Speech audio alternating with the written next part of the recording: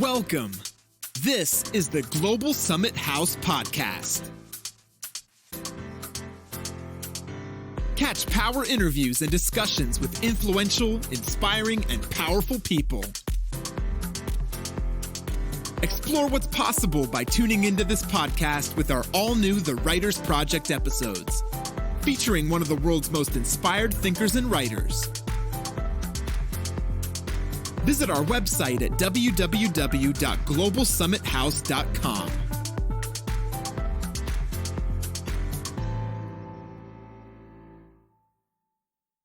Thank you for coming on the show. Once again, we have Dr. Nguyen Tran.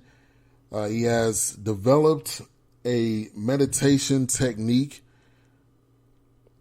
So I got to ask you the first question. How did you develop the yoga meditation technique?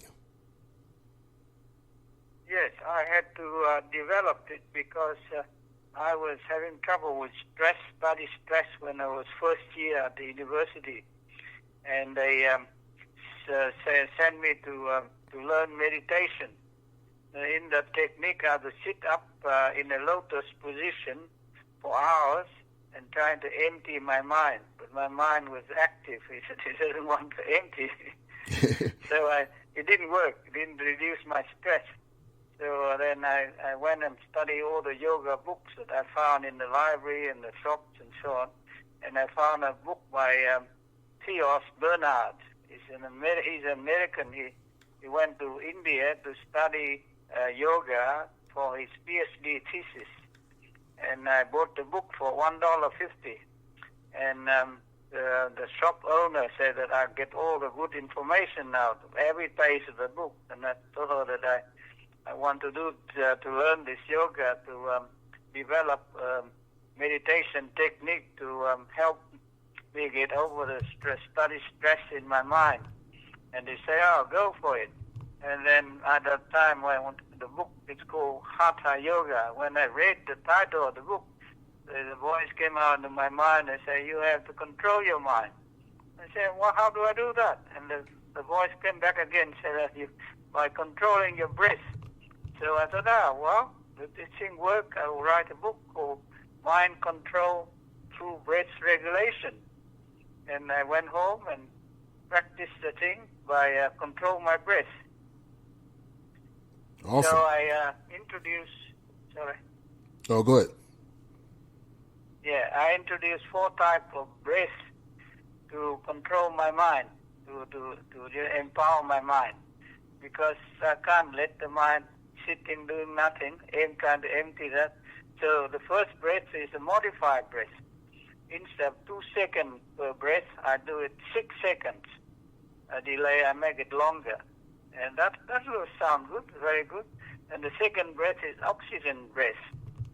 It's 14 seconds.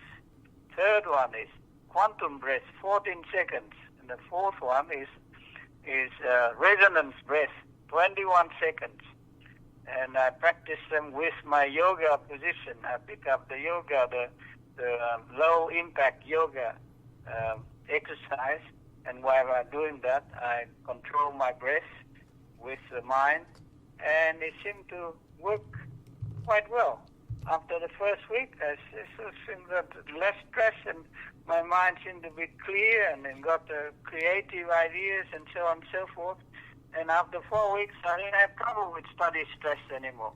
So I thought it's great. So when I finish all my exams and everything, and I work, and then every time I write a book on this subject, so I can inform other people about its effective effects. That's how the book comes about. Awesome. And we have Dr. Nguyen Tran on the line. He's author of the book, Mind Control Through Breath Regulation.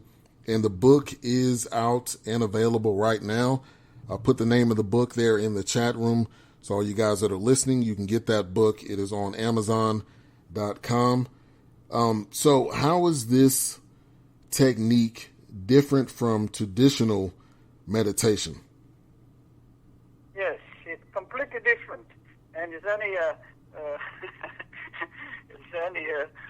person who doesn't follow the traditional meditation can only have the courage to practice it. But nowadays, in America, I find that the number of people who meditate have increased by 3 times since 2012 to 2017.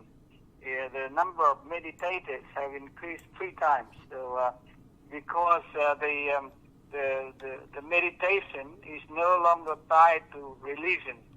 See, the Indian technique is tied to religion. They want to go and see the Almighty and be, get hold of this ability to contact the Almighty and be successful in that way.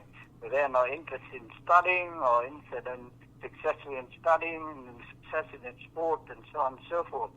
But I find that the technique I introduced, I don't have to sit there for hours and to empty my mind.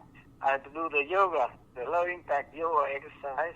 I have to control my breath, and I have to use my mind to visualize the different center in my body. Supposing I want to solve a mathematical problem, I concentrate my thinking or my mind to the left-hand side of the brain. Or if I want to do music, I concentrate on the right-hand side of my brain. I want to learn to make my muscle go fast for sport. I concentrate on the first type of animal type of brain in my mind. And some people tend to fall when they're getting old. Then I concentrate on the cerebellum of the mind, the animal brain of the mind. And by doing that, I get very well in everything. Awesome.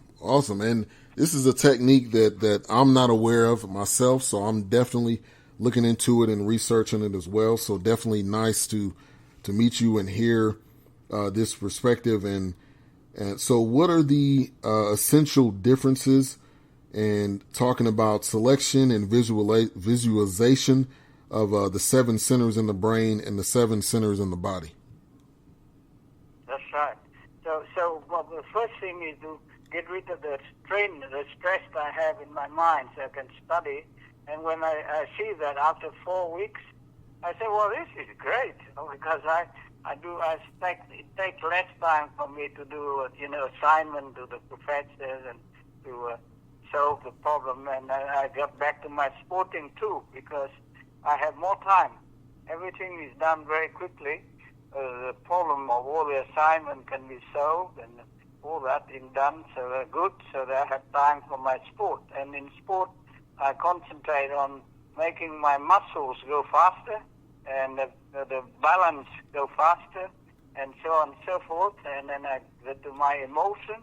I concentrate on love. I love my wife or my friend or my girlfriend or something.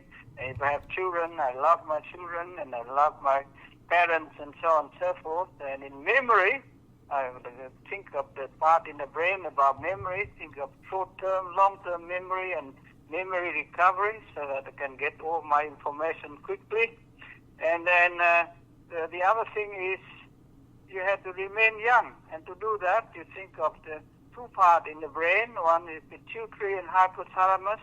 Hypothalamus control all the hormones in the brain. And pituitary created that hormone. So if you're getting old, this is a kind of anti-aging. If you're getting old and the hormone that make you young is going to be reduced. By meditating on the pituitary hypothalamus and think of anti-aging, I tend to get younger. My hair going gray, getting dark again. So I thought, this is great. It's very simple and it doesn't cost me anything except for, Yeah, it's a free tool you can use. Right. Yeah. Right. Okay. I was just saying it's something free you can use. You don't have to pay for it. Yeah. That's right. And it's very good. And now in America and also in Australia, a lot more people concentrate on meditation, and the emphasis is away from religion. So it is more physical and more mind control. So I think the book will be very good for everyone, especially for younger generation. Now, if you start concentrate on empowering the mind when you're young, and then think of the 7 center in the brain and 7 center in the body to keep maintaining all these centers. There's a 10 system in the body that the brain has to look after. They're like a skin system, muscle system, bone system, nerve system. Sorry, I got wind. And the blood system, air system, and also reproduction system. The reproduction, if you get older, the hormone doesn't produce anymore, and if you concentrate on that, meditate on that, it come back, and you get young again. And also the 7th hormone system in the brain, that system, and you while you meditate, you think of these things rather than think of God or something else. They don't help you. I think your mind and your body will help you. And it will get much better. Like you get better. You got a healthy life, and you got Right. The result of my meditation is you do well in sport, you do well in study, you dare to dream and you succeed, you overcome challenges and difficulties, you tap the power of the mind, you hone the skills and talents, you banish stress, you avert osteoporosis, you reduce diabetes, and you can stay healthy and young. That's very good. Yeah, and that's awesome. That's awesome. Especially like you're saying for the younger generation, I think that is very key because a lot of kids now deal with a lot more stress, I would say, than when I was growing up. And they need this technique as well, even throughout life, throughout school, throughout any stresses that they have, any peer pressure. There's a lot of different things. Do you have any results you have for the younger generation, how impactful that this would be? Yes, I'm an academic, and I teach the younger students in electronic engineering. And those who have trouble, I say, well, no problem. You just come and practice the thing I've been practicing for, 30, 40 years now. I think I've been practicing for 56 years now. Wow. So they took it up and they got very good marks. And with good marks, they get good jobs. So quite a few of them.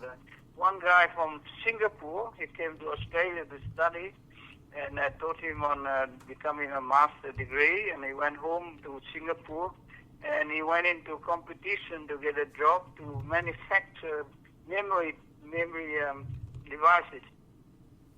Out of 60 applicants, and he won. He got selected. So now he's become a very big man in Singapore now. And another one in Sydney, he was applying for a job with 20 people, and he got selected too. So, with this technique, you're more confident, and your mind is clear, and the mind tell you what to do, and things like that. And so it's very good. Right. Are there some specific people or a spectrum of people, any other people you can think of, or if you have a list that it could be impactful for? I know you talked about people playing sports, people in school. Is there any other areas that this would be useful for? Oh, yes, it works for everyone, I think. Whatever, but when you start young, you're good. The senior people I'm talking to at the moment, they senior Vietnamese people, they having trouble with falling. And I said, well, no problem. You practice the yoga, the meditation that I'm doing, by making your balance faster, and you overcome that. When you're about to fall, then if the people who practice this technique will say, the cerebellum had to act and keep my balance, and he get out of that problem. And they really like it because the mind is being under control again. Before that, the mind is got ignored. It's no attention paid to the mind. That's why they get into trouble. They fall very quickly and they get hurt and things like that. And the younger student or younger worker, If we have, machining something and he can't do that, then you go back to his mind and do a bit of meditation, and he will get a solution for that. Very good for people who are working and people who do things too, See why do swimming, learn swimming in the swimming pool, and I want to do the tumble turn, so I do meditation, and the following day I could do a tumble turn. Awesome. Playing table tennis, for example, I couldn't return a spinning ball, so what do? I do meditation, and they say, well, if the ball's spinning this way, I have to hit the other way, and as I put my bat out there, and the ball returned, and the people were surprised. Awesome. And we have Dr. Tran on the line. For all the young people who want to get better in whatever they're doing. Yeah, very, very useful. And actually, I've seen a study, or maybe it was a documentary, talking about kids in the classroom. They actually take time out to meditate while in class.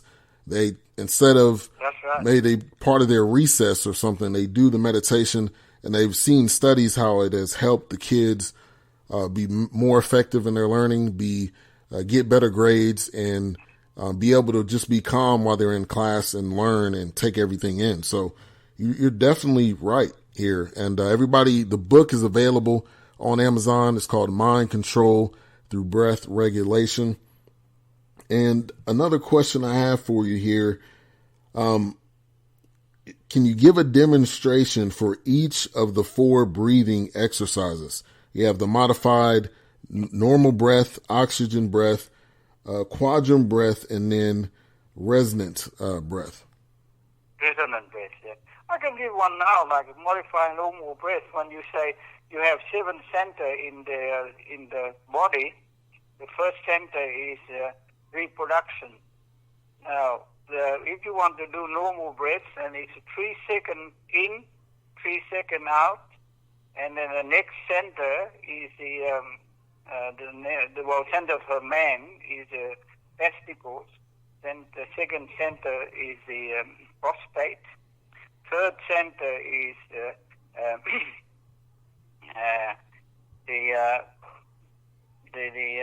they call it adrenal pancreas, the insulin. And the fourth center is the heart and lung. The fifth center is thyroid and parathyroid. The fifth center is the pituitary and hypothalamus, and the seventh center is the brain. So, if you want to do the modified normal breath, you say the first center, 1, 2, 3. Second center, 1, 2, 3. Out, 1, 2, 3. The third center, 1, 2, 3 in, and 1, 2, 3 out. And the fourth center, lung, heart, and lung. 1, 2, 3. 1, 2, 3. The fifth center is thyroid and parathyroid. 1, 2, 3. 1, 2, 3. The sixth center is pituitary and hypothalamus, anti-aging. 1, 2, 3. 1, 2, 3. And the brain, 1, 2, 3. 1, 2, 3. That's 7 center. And then from there you go down again. C7 down to C1. Awesome. And thank you definitely for that information. I'm going to share that out to the listeners as well, because that is, that's huge. And if we can practice this meditation, it's almost like, our minds are free. And like you were saying, it's not tied to being stressed or being worried, and it gives you some relief, it sounds like. Yeah. And then the second breath is oxygen breath, 7.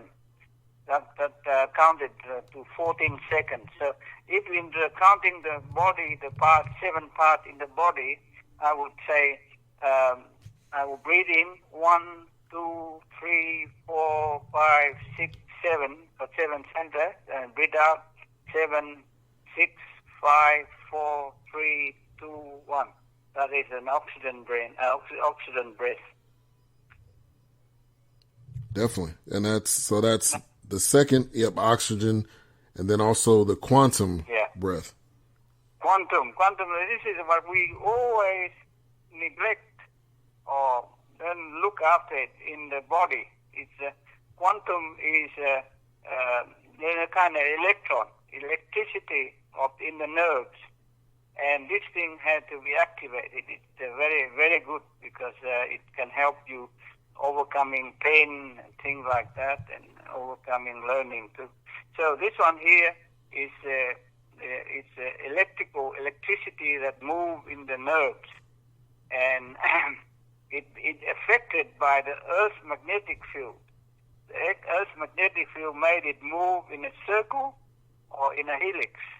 But the helix one is the best one because, if you study yoga, the Indians would tell you that there is a kundalini that starts at the bottom of the spine, and when you activate that, it moves up to the head, and that gives them a lot of energy, a lot of sensation. It goes super consciousness. You can have a few seconds, 10 seconds, probably a very good, very exciting time in your body. But to do that, they have to starve their brain from oxygen for about an hour.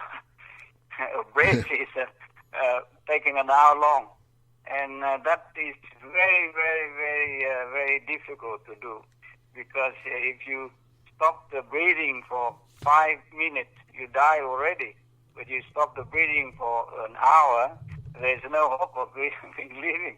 But some of them manage to do that. And Theodore Bernard tried to do that, but he got to 7 minutes, and he gave up. He can't go any further. Yeah. It's very difficult.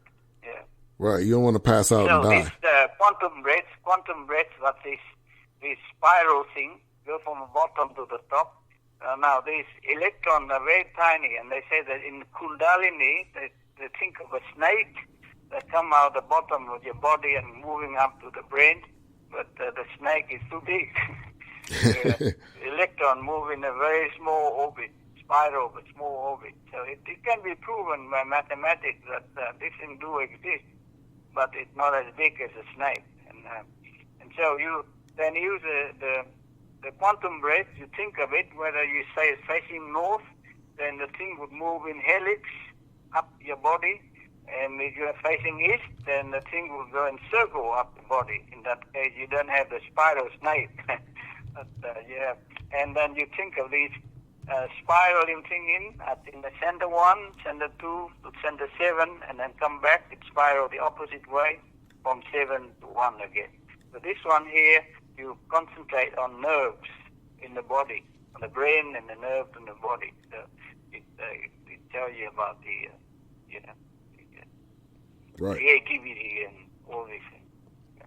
Yes, and just to recap, the 4 types of breaths: the modified, normal, the oxygen breath, quantum breath, and then the resonant breath. And I put those. The resonant breath is very good. You go to 7, and from there you start from 1 again to 7, but holding the breath. You have to hold the breath for 7 seconds, and you start to come down from 7 to 1. That is a resonant breath. So resonant breath is 21 seconds. Yes. Now, while you're holding the breath, your mind think of the activity of each of the center. Say it's reproduction. Then you think of the activity in your testicles and in your prostate. Or you think of the other one is insulin, that the other controlling the diabetes. You think of the insulins, sending the glucose to the brain. The brain needs glucose and to every cell in the body. That's why the glucose remains less in the body, and therefore you reduce diabetes. I did a test on that when I meditate, and I measure the sugar level in my body. I'm not diabetes. And it go down as you meditate. So it can be used to control diabetes, and that doesn't cost you anything.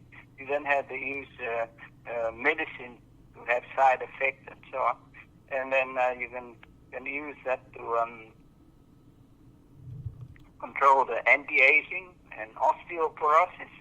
You have thyroid and parathyroid, and in thyroid, parathyroid, you think of insulin controlling calcium and omega-3, and that one then reduce the amount of osteoporosis you have in your body.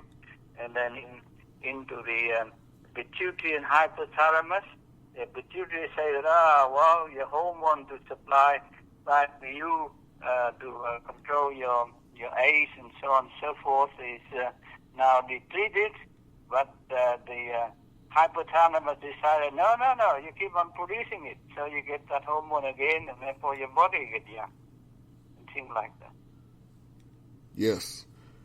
So, and then if you use resonance, then the meditation would concentrate on anti-aging or anti-osteoporosis, anti-diabetes, and improve your reproduction. And therefore, all these systems in your body work very well together instead of let them alone by nature to lose their capability, and then you get, you can't be balanced and so on and so forth. So this is very powerful. If it's used and you continue to use it, there's definitely some healing properties in using these methods. Yes, I think so. Yes. And it worked on me anyway. Yeah, and you're a prime example. You're able to live it out. In studying, I got 3 degrees at university with no problem. I have plenty of time for sports. All right, now can you explain the 7 selected centers in the brain and also the 7 selected centers in the body and how it relates to this meditation?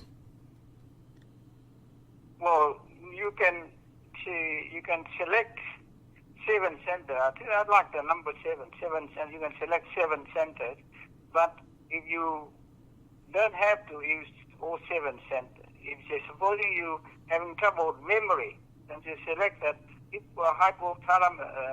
hippocampus, the part in the brain that's dealing with memory. If you meditate on that, and you find that your memory is getting better. Right. Now, if you have trouble with your emotion, that is like love thing, you always in your body, your mind, you might get trouble with hating and other emotional effects. But you concentrate on loving people, say.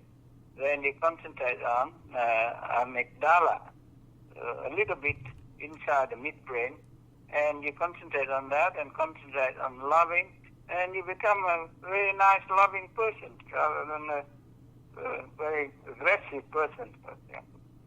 And then, so the 7 centers in the brain, what I selected, number 1 is the frontal lobes. That one for decision making. Can do other things, but in my case, I select decision making. So when it comes to something to decide, I can decide very quickly.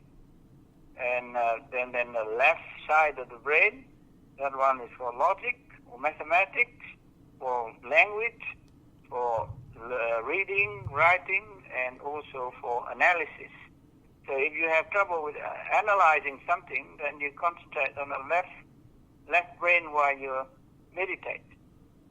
And then the right brain is creativity, intuition. Then you go into music, arts, space, ability, and personality. All those things. If you want to improve any of these things with your weak in that, then you concentrate only one center in the brain for a longer period. But if you use all 7, then all of them get attention. And then cerebellum, that is the first type of brain in the body. We have 3 brains in our head. The cerebellum is an animal brain. So it's for concerning with the action of the muscles and the balancing and so on and so forth. So if you're weak in that, you concentrate on that and get better. If the swimmer want to swim faster, you concentrate on the cerebellum and the muscle who will respond a bit faster than before. Then you can swim faster. And then all the other things. The other one is amygdala, that's for emotion or love. And then hippocampus, that is memory. And then the sixth one is pituitary and hypothalamus, that's anti-aging. And the seventh one is the brain, the whole brain. The whole brain supports 10 systems in the body. Yes, and that is very good information. I'm learning, as I'm sure the listeners are learning also. And you were saying mainly to focus in on a couple of those at a time, not all 7 at a time? Yeah, well, I do 7 at a time because all mine are pretty good. Yeah. Because I've been doing it for 56 years. Right. But if someone has a problem with memory, they can concentrate on that memory first for a couple of weeks. And you see that being brought up, and then you concentrate on something else. Or you can do 2 at a time, 3 at a time, 4 at a time. 7 is a limit, I think, for doing this meditation. Yes, and thank you. We have Dr. Tran on the line. He is author of the book Mind Control Through Breath Regulation, which is available right now on Amazon. And also, before I let you go, also the 7 selected centers in the body, if you could explain those as well. That's written in the book. Yeah. I have written another book that is better, going to be published probably in a year, so that will be better. That'll be better for that book.